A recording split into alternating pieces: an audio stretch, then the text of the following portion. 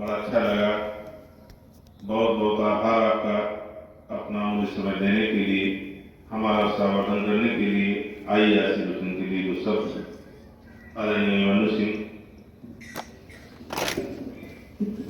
बहुत बहुत धन्यवाद।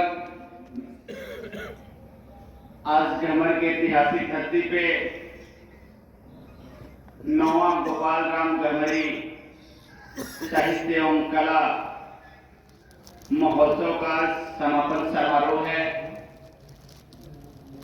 इस कार्यक्रम की अध्यक्षता करें परम सम्मानित अध्यक्ष जी, सामने बैठे हमारे बड़े भाई गार्जियन हिराम भैया जी, हमारे बड़े भाई गार्जियन अधिवक्ता संघ के तहसील के प्रभारी भी हैं, हमारे बड़े भाई आदरणीय अशोक सिंह जी, मंच पर बैठे हम लोग भी बच्चे थे तब से इनको सुनते आए हैं बहुराम साहब को, जो हिंदुस्तान का ऐसा कोई कोना नहीं होगा इनके वेशभूषा पे मत जाइए।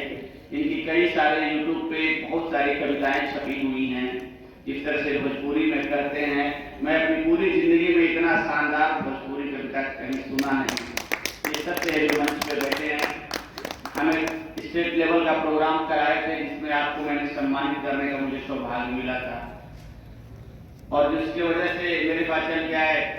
तहसील प्रभारी हैं भाई प्रभाकर सिंह जी, जन संदेश के हैं भाई प्रमोद सिंह जी, श्रवण भैया, अनिल जी, मुन्ना भैया, इस गांव की बहू है, हमारी गार्जियन हैं, जो इस गांव का भी सम्मान और रुतबा बढ़ा रही हैं, और जहाँ पे हैं मध्य प्रदेश में वहाँ भी सम्मान बढ़ा रही हैं।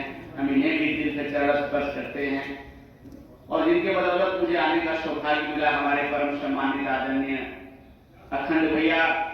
आपके बारे में यही कहूंगा कि कुछ लोग अपने बुरे कर्मों की वजह से जीते जी मरे हुए हैं, और अखंड भैया जैसे लोग मरने के बाद भी आते ही जाएंगे। परम सम्मानित अखंड भैया, आज के परिवेश में बहुत सारे लोग बहुत सारे प्रोग्राम कराते हैं। कोई कुछ प्रोग्राम कराता है, कोई डांस कराता है, कोई मेहंदी प्रतियोगिता कराता है, कोई कुछ कराता है, कोई कुछ कराता है। इसी का हमारे में मुझे बहुत मुख्य अतिथि बनने का सौभाग्य मिलता है।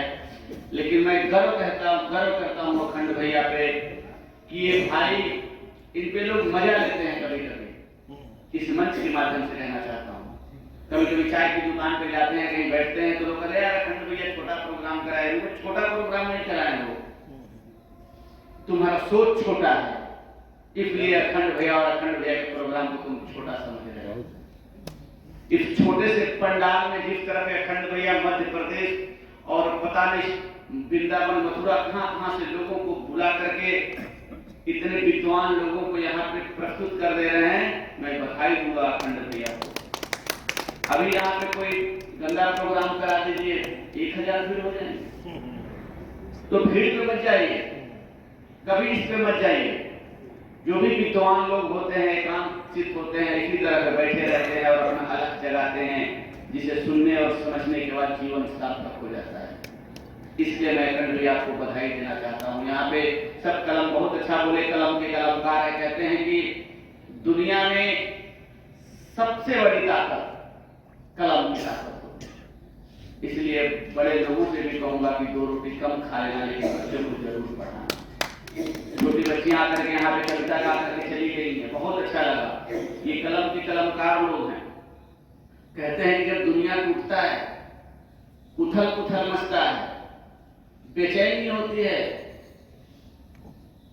2 देशों में झगड़ा होता है, भारत पाकिस्तान का झगड़ा होता है, तो कोई अखंड भैया जैसा आदमी पैदा होता है।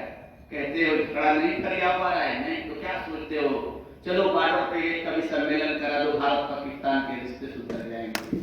ऐसा कभी सम्मेलन होता है, इस कभी सम्मेलन को मैं सलाम करता हूँ। आपने फराग पे भैया ने कहा कि बेटा को अमेरिका पढ़ा दिया, अब आप भापरा, सही बात, हम नौजवानों को ये सोचना पड़ेगा कि हम कर क्या रहे हैं। आज जिस तरह के हिंदुस्तान का माहौल बिगड़ा हुआ है, हमें और आपको आजकल क्या है, विदेशी कंपनियां आ रही हैं, सब मोबाइल पे, पूरी दुनिया मोबाइल पे हो गया है, रिश्ते टूट गए, कलम खत्म, घड़ी खत्म, सब कुछ खत्म। अब तो ऊपर रूम में एक बेटा बैठा है, नीचे वाले रूम में कोई से फोन करता है, एक गिलास पानी ऊपर दे दो। हमें लगता है कि वो भी अगर कनेक्टिविटी खत्म हो जाएगा तो पानी भी नहीं मांगेगा। तो ऐसा माहौल, फेसबुक पर 5000 मित्र हैं, घर में बोलचाल बंद है। इस सिलसिले तो हमें और आपको बदलना पड़ेगा। आपने कहा बेटा अमेरिका पढ़ा है, वृद्धाश्रम की आपने बात की, बहुत सही आपने कहा कि हमारा और आपका दुर्भाग्य है कि हम इस अवसर तक पहुंच पाए हैं। पहले की माँ, एक भी माँ अपने 8 बेटों का ध्यान रख लेती थी और आज हम 8 बेटा मिलकर माँ का ध्यान नहीं रख पाते। कहीं न कहीं सवाल ये अच्छा लगता है। हम मोबाइल पे बनाते हैं happy father day, happy mother day, 2 रुपए का मैसेज करते हैं, करोड़ों करोड़ों लाखों लाखों रुपया कंपनियां कमा करके चली जाती हैं। मैं तो ये कह रहा हूं कि जिस तरह से आप मोबाइल पे फादर डे और मदर डे मना रहे हैं, अगर असल जिंदगी में अपने माँ बाप को 1 लोटा पानी दे देंगे तो देश के सारे वृद्धाश्रम बंद हो जाएंगे। तो ऐसा आपको करना पड़ेगा। आपने फराक की बात की, सही बात है, आपने कभी सोचा नहीं है। हम लोग पर्यटन के मिनिस्टर थे अखंड भैया, तो गाजीपुर में एक राही सिद्धार्थ होटल है, वहां बगल में एक बहुत गरीब इंसान है। मैं देखा उसकी स्थिति, बहुत बड़ी बड़ी गाड़ियों से समय चल रहा है। मैंने पूछा क्या करते हो? हम लोग का इतना हम लोग काम करते हैं, इतना आगे नहीं पड़ता है, तुम क्या करते हो? तो संचालन महोदय हमारे बड़े भाई हैं, शानदार तरीके से संचालन कर रहे हैं। उसने बोला कि भैया मैं शीशे का व्यापार करता हूँ। हमने बोला ले चलो, कैसा शीशा? तो हम सोचे कि शोरूम होगा, शीशा का कोई खिड़की जंगला वगैरह का होगा, तो वैसा नहीं था। वो फूटा फूटा शीशा जो नहीं, कोई शराब का पाउच का बोतल, शराब का बोतल, फूटे हुए शीशियों को बटोर करके उसी का व्यापार था कि उसको बेचता थोक भाव। अगली गली से तो गरीब लोग बटोरते हैं, अपना थोड़ा सा में ले आके एक जगह बेचते हैं, 2 रुपया 3 रुपया की, उसको बेचता था। अब मैंने पूछा यही तुम्हारा धंधा है? हाँ। करीब कितना कमा लो? कहा था महीना में 3 लाख कमाता है।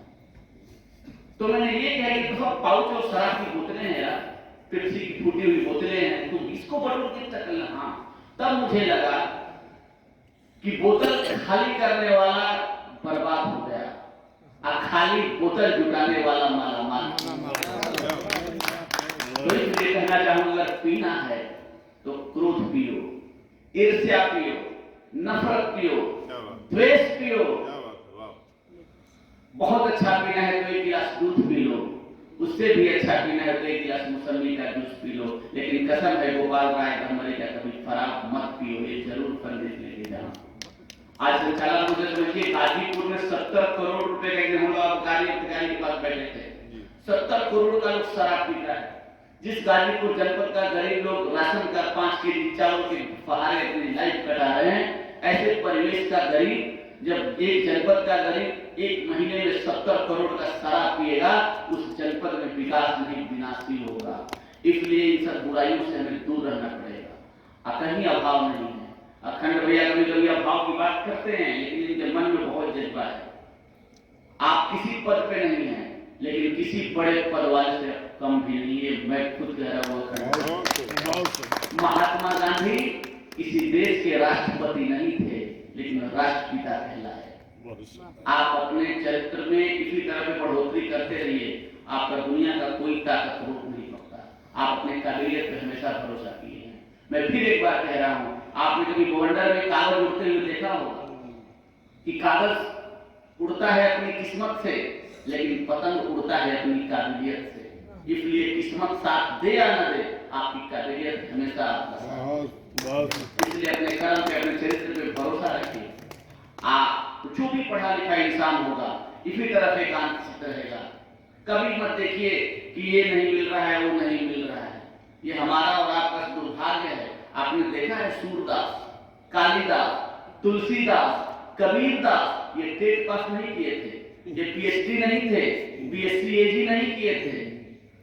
कोई जंगल में पढ़ा, कोई पहाड़ पे पढ़ा, कोई झरना किनारे पढ़ा, कोई पीपल के वृक्ष के नीचे पढ़ा, और इतनी मोटी मोटी ज्ञान लिख दिए कि हम और आप आज किताब को पढ़ नहीं पा रहे, शोध कर रहे हैं, शोध नहीं कर। इसलिए मैं ये आपसे कहूंगा कि बहुत अच्छा लग रहा है, क्योंकि हम लोग को कई जगह जाना भी है, मजबूर हैं, क्योंकि अन्य कार्य में एक जगह हमें कमी में जाना है। फोन आया तो मंदिर जी का मैं उधर चला गया था, हालांकि मुझे नहीं जाना चाहिए। फिर भी मेरी पूरी शुभकामनाएं मैं अपने तरफ से और अपने नेता जमानिया विधायक माननीय ओम प्रकाश सिंह जी की तरफ से, आयोजन कमेटी और दूर दूर से आए हुए समस्त सभी लोगों को मैं दिल से प्रणाम करता हूं।